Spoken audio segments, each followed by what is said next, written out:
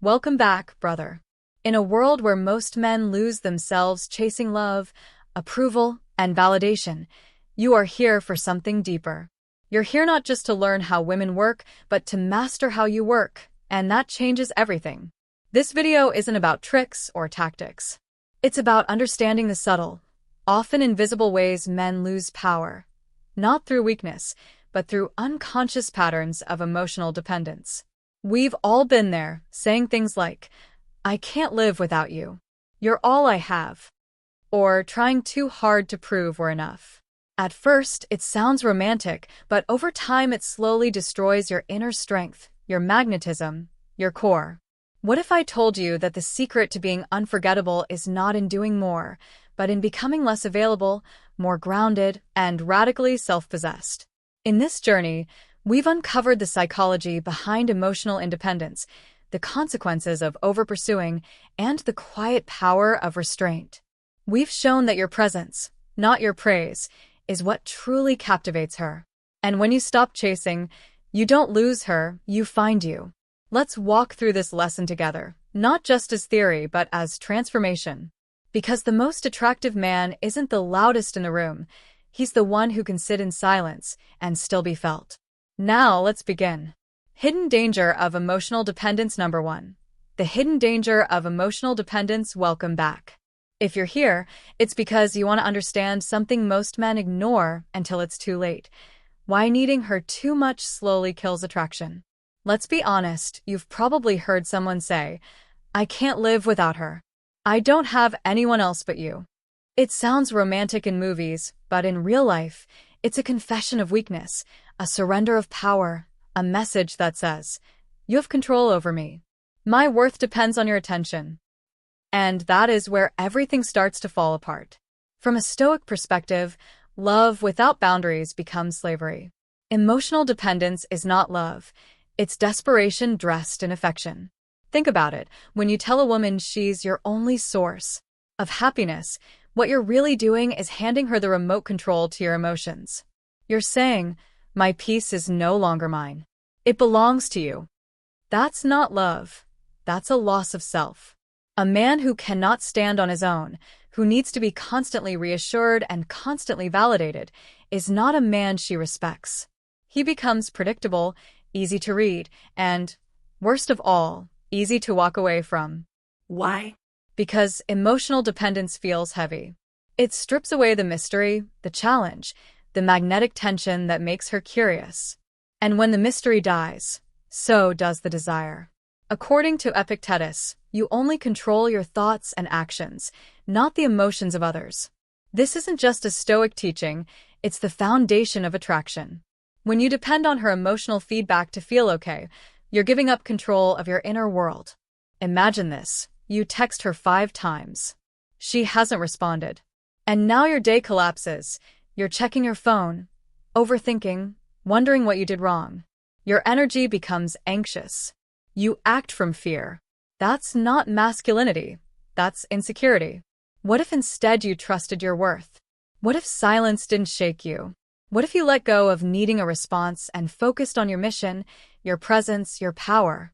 That is where real attraction begins. Because women don't fall in love with boys who beg for reassurance. They fall in love with men who choose them without needing them. When you hold your ground, when your emotions remain stable even when she tests you, even when she pulls away, you show strength, inner strength. And nothing is more attractive than that. So stop chasing. Stop pouring your energy into proving your worth and start reclaiming your center. Because here's the truth. The more dependent you become on her approval, the less she values you. But the more you live in your own light, the more she's drawn to understand it. And if you master this balance, she won't just respect you, she'll crave you. What happens when you depend too much, let's get real, when your emotional world rises and falls based on whether she texts you back, you've already lost the battle for her respect. Here's what happens, slowly, quietly, almost invisibly, she starts to feel watched. Not seen in a beautiful, soul-connecting way, but watched in a way that feels pressured. Like every mood, every silence, every choice of hers becomes your weather system. At first, she might try to reassure you. She might respond, explain, try to comfort. But over time, that energy exhausts her. It drains her sense of freedom. And freedom is the oxygen of attraction. Let's say she's been distant. She's going through something.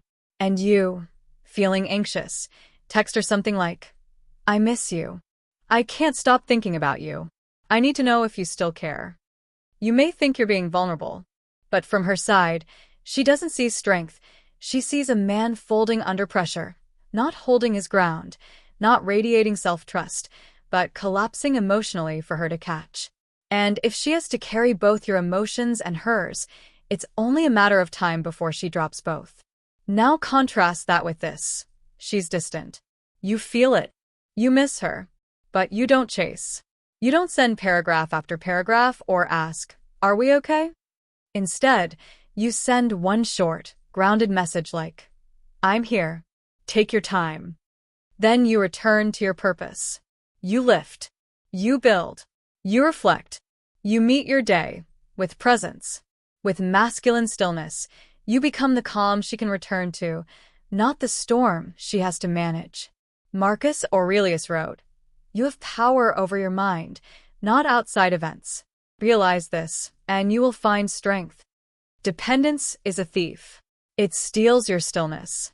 And the moment she feels that you're not okay unless she acts a certain way, that you need her to be whole, her primal brain registers one thing. He is not the anchor I thought he was. And attraction begins to wither. This is why so many men sabotage good relationships. Not because they were rude. Not because they didn't love enough. But because they loved from fear. They loved from lack. They forgot that attraction dies the moment you lose your center. So, what's the solution? Not apathy. Not pretending you don't care. But choosing to care without collapsing. To love her, but never abandon yourself. To desire her, but never depend on her for your emotional oxygen. Because when you show her that your peace is intact, that your heart is full without needing to be filled, she stops running. She becomes curious. She feels safe. And strangely enough, she comes closer. That's the paradox of emotional independence. It doesn't make you cold. It makes you irresistibly warm. Because it's not fueled by need. It's fueled by choice. And women feel the difference. Build emotional independence. Number 3. How to build emotional independence without becoming cold. Emotional independence isn't about pretending nothing affects you. It's not about putting on a stone face, cutting off your heart, or playing cold to look strong. That's not strength, that's avoidance. True emotional independence is warmth with roots. It's feeling deeply, but not being swept away. It's being present, but not needy. It's opening your heart without handing it over. So, how do you build that kind of power? Start with this Stoic principle. Some things are in our control, others are not. Epictetus, every time you feel that pull, the one that makes you want to text her 5 times, check if she viewed your story, or ask if she still loves you, you pause, you breathe, and you ask yourself, is this within my control? Because here's the truth. Her feelings, her mood, her choices, not yours. But your reaction, your time, your focus, that's yours. That's your battlefield. That's your throne. So instead of feeding the fire of anxiety, redirect that energy. Channel it into things that expand you, not shrink you. Work on your craft. Go lift something heavy. Call your brothers. Read philosophy. Make something real. You don't do these things to distract yourself. You do them to remind yourself that you are a full man, with or without her attention. Because here's what most men forget. Your emotional independence is what makes her feel safe. When she knows that you're not going to spiral every time she pulls back, when she senses that your world doesn't fall apart if she takes space, when she sees that you can hold your own peace while giving her hers, that's when she starts trusting you. Not just as a partner, but as a pillar. You become the grounded presence in a chaotic world. And it's not just attractive, it's unforgettable. But let's go deeper. What actually feeds your independence? 2 things. A life that excites you, and a mission that burns inside you. Not a life built for her, but a life built for you. Because if she is your entire life, of course you'll fear losing her. But when she's a beautiful addition to a powerful life, you relate from choice, not survival, and from self-trust, not arrogance, but that quiet voice that says, "No matter what happens, I've got me." That's built by keeping your word to yourself, by doing hard things when no one is watching, by becoming the kind of man you would look up to. And here's a little secret. The less you chase her, the more you chase your mission, the more she begins to chase your energy. Because women don't fall in love with men who beg. They fall for men who belong to themselves. That's who you're becoming. So if you're feeling that fear, if you're tempted to overreach, overtext, or overshare, pause, breathe, and remember, you don't need her attention to be whole. You already are. And that quiet, grounded truth, that's what draws her in deeper than anything else. Hidden benefits of emotional independence number 4. The hidden benefits of emotional independence that she feels instantly when you master emotional independence, not by detaching, but by becoming centered. You don't just change how you feel, you change how the world responds to you, especially her. You become the man whose energy doesn't ask, "Am I enough?" You become the man whose presence says, "I know who I am," with or without your validation. And that shift changes everything. Because here's what most people won't tell you. Women are not attracted to your feelings. They're attracted to your ability to hold your feelings. That subtle strength, the one that doesn't break under pressure, doesn't beg for attention, doesn't collapse when things get uncertain. That's what makes her feel safe. It's not the flowers or the poems or the confessions of undying love that keep her invested. It's this. The way you hold your own chaos without spilling it on her. The way you can say, "I want you, but I don't need you to feel whole." That's where real desire lives. Because here's the paradox. The less you emotionally chase her, the more emotionally connected she becomes. Why? Because when you stop trying to control how she feels, you give her the space to feel freely. And that freedom, it creates real connection, not coerced intimacy. She begins to lean in because she wants to, not because you're pulling on her. She begins to crave your presence because it calms her, not because you're demanding it. And that's when the relationship shifts from survival mode to a place of sovereign attraction. But it doesn't stop there. Emotional independence gives you freedom. Freedom from mood swings, freedom from insecurity, freedom from the exhausting highs and lows of, "Does she like me today?" You become your own source, and that changes your decisions too. You stop tolerating chaos. You stop chasing people who ghost you. You stop explaining your worth. Why? Because you're no longer a man negotiating for love. You're a man offering love, grounded, secure, and whole. You stop playing to win her attention and start moving in alignment with your values. You stop asking, "Will she stay?" and start asking, "Does this connection align with who I'm becoming?" That's power. That's clarity. That's peace. And ironically, that's when they start chasing you. Not because you're manipulative, not because you're playing games, but because you radiate the one thing most men never figure out how to generate on their own: centeredness. A relationship built on choice, not need number 5. A relationship built on choice, not need. Welcome to the final truth. This is the part most men overlook, because it's not about what to say, what to do, or how to behave. It's about why you're in the relationship in the first place. Is it out of need or out of conscious choice? A man who needs her to complete him will always live in fear. Fear of loss, fear of being replaced, fear of not being enough. And fear is the death of desire. Because when a woman senses that you're staying because you're afraid to be alone, her respect begins to evaporate. Not because she's cruel, but because you've turned love into obligation. And obligation kills the very mystery, spark, and tension that romance requires. But the man who doesn't need her, yet chooses her, that man is rare and magnetic. Unforgettable because she knows he's not with her, because he's desperate. He's with her because he sees her value, and even more, because he knows his own. That's when love becomes beautiful. Again, not a transaction, not a dependency, but a connection between two whole people who want each other not because they're broken, but because they resonate. That's the highest form of intimacy, and it starts with emotional independence. It starts the moment you stop making her the center of your world and start becoming the center of your own. It starts when you wake up and realize you can love her deeply without needing her to define your worth.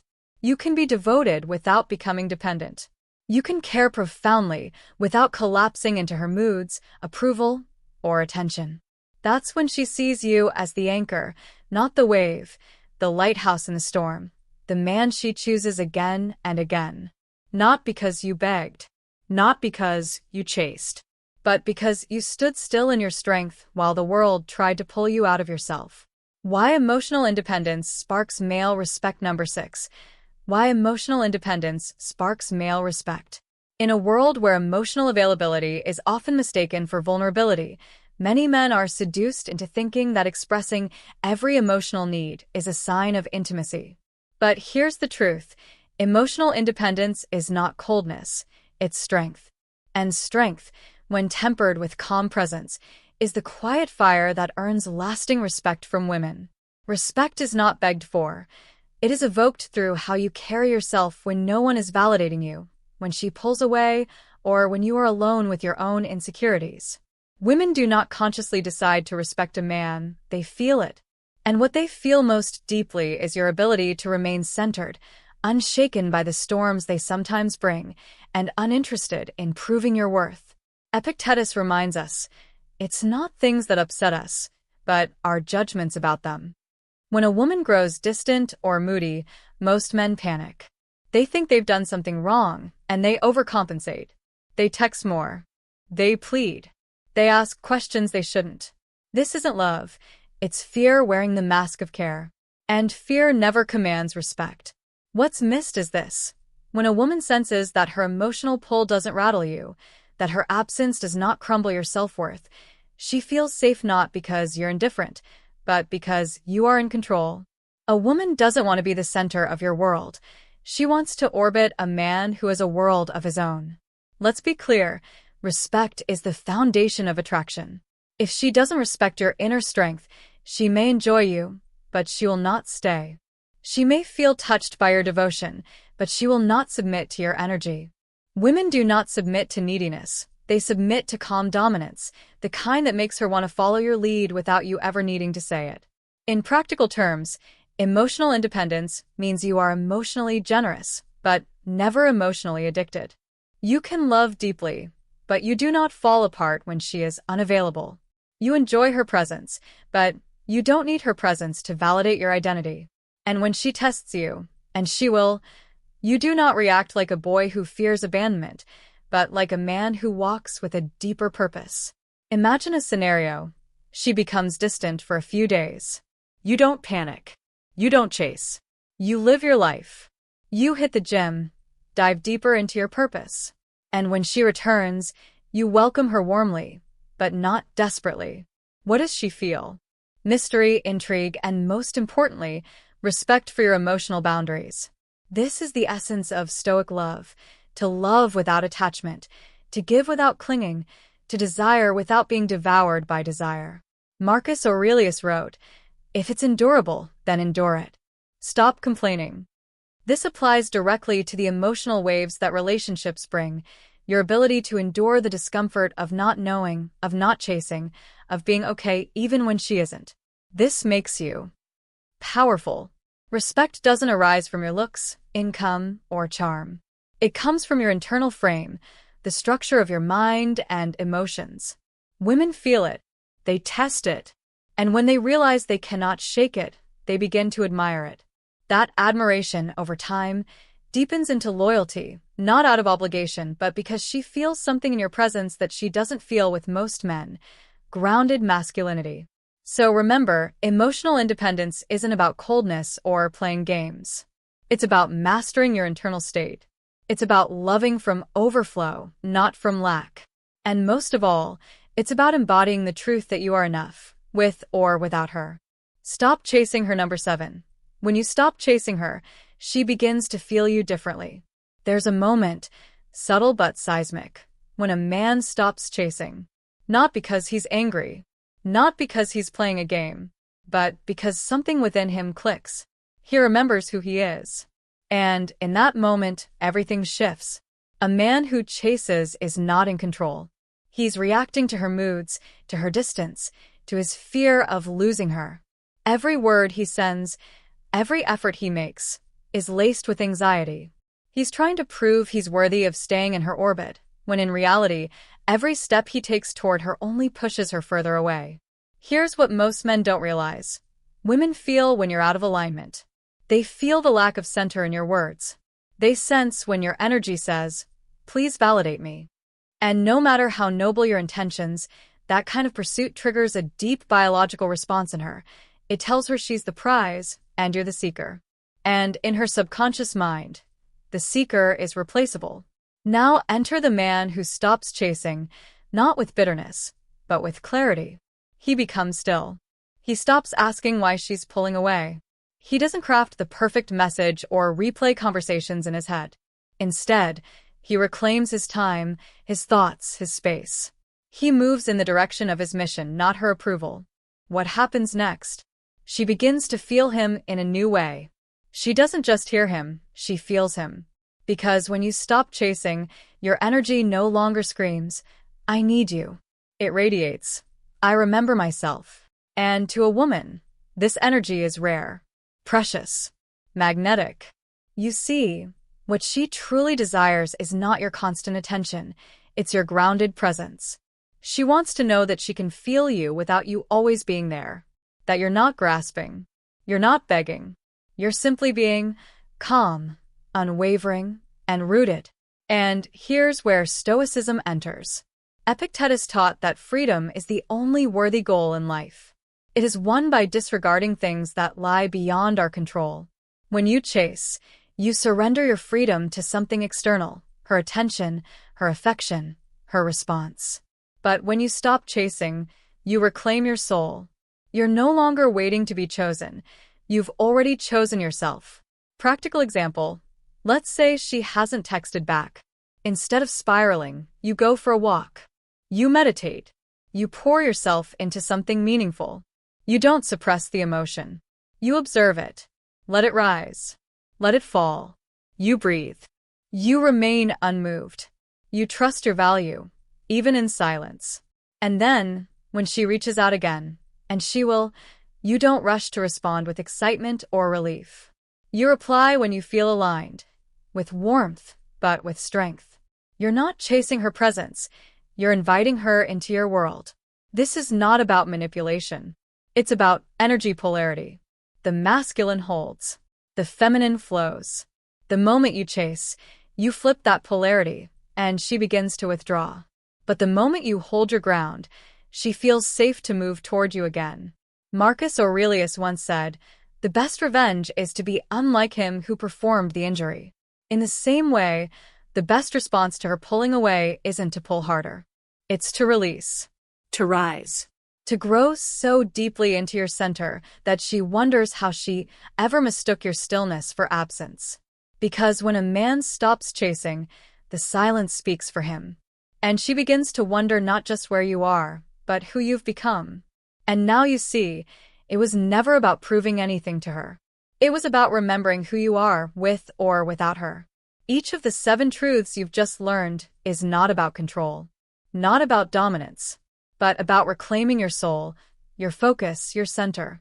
And once you do that, something powerful happens. She stops looking at your words and starts feeling your energy. Because the moment you stop chasing is the moment she begins to feel your absence like gravity. And what she truly wants is not a man who begs, but a man who leads. Remember what Epictetus taught. You may fetter my leg, but not even Zeus has the power to break my freedom of choice. That is what you own. And no woman, no silence, no rejection can take that from you, unless you offer it willingly. So if you're walking this path now, if you're ready to become the man who is felt in a room without saying a word, then this is your invitation. Write on the path, in the comments, and claim your power back. And if this message struck something deep in you, like a quiet bell of truth, then subscribe, hit the bell, and stay close. Because here, we don't teach men how to chase love. We teach them how to embody it. Until next time, walk like your soul is watching and let her come find you.